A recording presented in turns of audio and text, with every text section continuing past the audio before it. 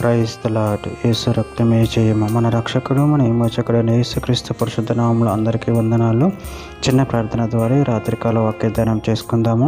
పరిశుద్ధుడ మహాకరుడైన దేవ యేసయ్య సర్వాధికారి నాయన మీకే వేలాది వందములు కృతజ్ఞత స్తుతి స్తోత్రం చెల్లించుకుంటున్న దేవ ఈ రాత్రికాల సమయంలో ప్రభు వాక్య భాగం దానిస్తుండగా వాక్య భాగం మాకు అర్థమవులు సహాయం చేసి మీ కృపలో బలపరిచి మీకు మాదిరిగా మమ్మల్ని నడిపించమని ఈ చిన్న ప్రార్థన ప్రభు యేసుక్రీస్తు అతి పరిశుద్ధ నామములో అడిగి వేడుకుంటున్నాడు తండ్రి. Amen amen.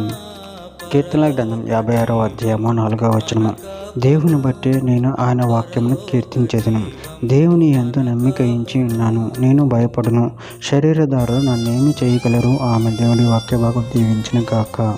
ప్రభునందు ప్రియులారా, మనం ఇక్కడ వాక్య భాగంలో గమనించినట్లయితే దేవుని బట్టి నేను ఆయన వాక్యమును కీర్తించదును. దేవుని యందు నమ్మిక ఉంచి ఉన్నాను, నేను భయపడను. శరీరధారులు నన్నేమి చేయగలరు? అదేవిధంగా వాక్య భాగంలో గమనించినట్లయితే కీర్తన గ్రంథం 12వ అధ్యాయము 6వ వచనంలో యెహోవా మాటలు పవిత్రమైనదే, అవి మట్టి ముసుల 7 మార్లు కరిగి ఊదిన ఎండి అంత పవిత్రములు. కీర్తన గ్రంథం 19వ అధ్యాయం 7-8 వచనాలలో యెహోవా నియమించిన ధర్మశాస్త్రము యథార్థమైనది, అది ప్రాణమును తప్పరిల్లా చేయును. యెహోవా శాస్త్రము నమ్మదగినది, అది బుద్ధిహీనులకు జ్ఞానమును పుట్టించును.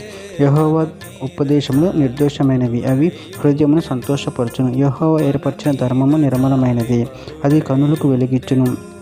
కీర్తన గ్రంథం 119వ అధ్యాయం 160వ వచనంలో నీ వాక్యము సారాంశము సత్యము, నువ్వు నియమించిన న్యాయవిధులని నిత్యము నిలుచును. కీర్తన గ్రంథం 138వ అధ్యాయం 2వ వచనంలో నీ పరిశుద్ధాలయం తట్టు నేను నమస్కారం చేయుచున్నాను. నీ వాక్యం అంతటి కంటే నీవిచ్చిన నా వాక్యమును నువ్వు గొప్ప చేసి ఉన్నావు. నీ కృపా సత్యమును బట్టి నీ నామమునకు కృతజ్ఞతాస్తుతులు చెల్లించదు. యెషయా గ్రంథం 41వ అధ్యాయం 10వ వచనం నువ్వు నా దాసుడు అని నేను ఉపేక్షింపక ఏర్పరచుకుంటున్నాను, నేను నీతో చెప్పి ఉన్నాను, నీకు తోడై ఉన్నాను. భయపడకము, నేను నీ దేవుడినై ఉన్నాను. దిగులు పడకము, నేను నిన్ను బలపడుతాను. నీకు సహాయం చేయువాడు నేనే. నీతి అయిన నా దక్షిణ హస్తంతో నిన్ను ఆదుకుందును.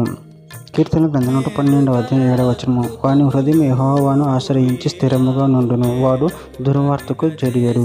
చివరిగా ఒక మాట, సామెతల గ్రంథం 18వ అధ్యాయం 10వ వచనం యెహోవా నామము బలమైన దుర్గము, నీతిమంతుడు అందులోనికి పరిగెత్తి సురక్షితముగా నుండును. ఆమె దేవుడి వాక్య భాగం దీవించిన గాక. చిన్న ప్రార్థన చేసుకుందాము. పరిశుద్ధుడ ప్రేమగల దేవ యేసయ్య, మీరు ఇచ్చిన వాక్యదాన్ని బట్టి ప్రభు కృతజ్ఞతలు చెల్లించుకుంటున్నది. అంటే నీ వాక్యం ప్రభు మాకు ఆశ్రయదుర్గమై ఉన్నది ప్రభు. నీ యందు భయభక్తులు కలిగి మీ ప్రేమ కృపలు మమ్మల్ని నిరంతరం కాచి కాపాడి నీకు మాదిరిగా మమ్మల్ని నడిపించమని చిన్న ప్రార్థన యేసు నామములో అడిగి వేడుకుంటున్నాను తండ్రి. Amen amen amen.